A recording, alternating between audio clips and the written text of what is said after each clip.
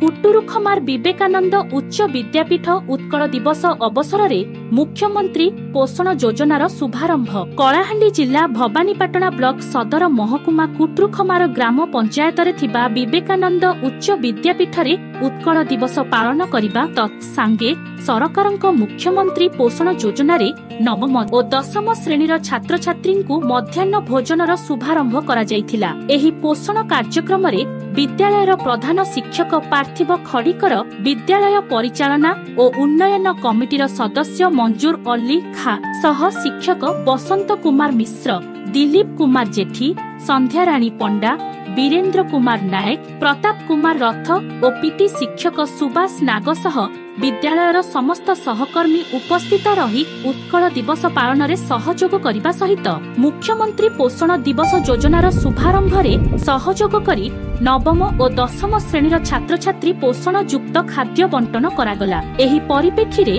आमर जो नूतन सरकार जो भली पदक्षेप नैछंती मुख्यमंत्री पोषण योजना नवम और दशम श्रेणी छात्र छात्री माननकु मध्याह्न भोजनर शुभारंभ करा जायथिला। ब्यूरो रिपोर्ट ग्रामीण एक्सप्रेस। मु पार्थिव खड़ीकार भारप्राप्त प्रधान शिक्षक विवेकानंद उच्च विद्यापीठ कुटुरुखमा। आज आम विद्यालय रे पवित्र उत्कल दिवस पालन करूँ आउ उत्कलर बरपुत्र मानू पुष्पमाल्य पुष्पगुच्छ अर्पण करूँ एवं आमर जो नूतन सरकार जो गोटे पदक्षेप नहीं मुख्यमंत्री पोषण योजना रे आमे नवम दशम श्रेणी पिला मानू मध्याह्न भोजनर शुभारंभ करूँ। आउ सरकार निर्देश मते आमे सप्ताह को 3 दिन गोटे लेखाएं अंडा देवा एवं सप्ताह को 3 दिन गोटाए लेखाएं पुष्टिकर युक्त मांडिया लड़ू देवाई स्थिर होती एवं आमे से सरकार गाइडलाइन अनुसार पिला मानकु मध्याह्न भोजन व्यवस्था करिछो। आउ नवम दशम श्रेणी पिला मानकु सरकार जो मध्याह्न भोजन देवार व्यवस्था कले सेथिपाई छात्र छात्री माने खुशी अछंती तत्संगे संगे समस्त शिक्षक शिक्षयित्री मध्य खुशी अछंती। मोर ना हला मंजूर अली खान, मु विद्यालय उन्नयन कमिटीर सदस्य प्लस मु जड़े अभिभावक।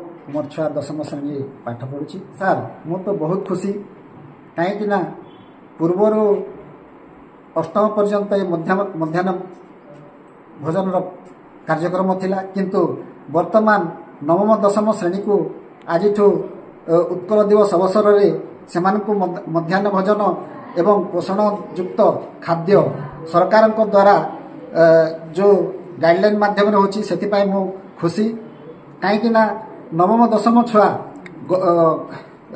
से माने सकालू पहांतियार 9टारे खाद्य धरिकी आसुथिले एवं 1:30 समय रे से माने विद्यालय मध्याह्न भोजन करुथिले। वर्तमान सेटा हेबनी आउ छुआ माने गरम खाद्य पोषण युक्त खाद्य खाई पारिबे। आमो चैनल को लाइक एवं शेयर करंतु। ग्रामीण एक्सप्रेस लाइव गाँव रे हेउ बा सहर रे सर्वदा आपणक साथी रे।